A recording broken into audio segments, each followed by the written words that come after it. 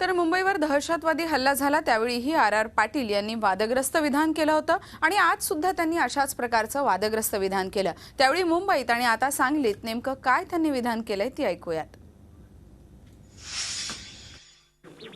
Police को information यदि सही होती तो पूरा प्रबंध पुलिस की तरफ से किया जाता है।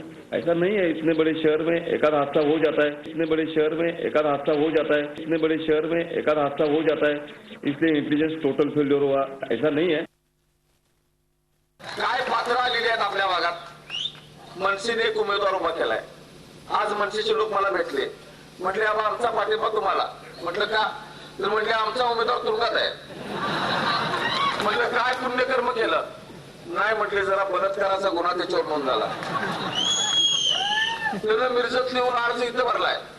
आता त्याला इथं उभाच राहायचं होतं, आपल्या तालुक्याचा आमदार व्हायचं होतं, तर किमान बलात्कार निवडणुकीनंतर तरी करायचा। आपल्या तालुक्याचा आमदार व्हायचं होतं, तर किमान बलात्कार निवडणुकीनंतर तरी करायचा। आपल्या तालुक्याचा आमदार व्हायचं होतं, तर किमान बलात्कार निवडणुकीनंतर तरी करायचा।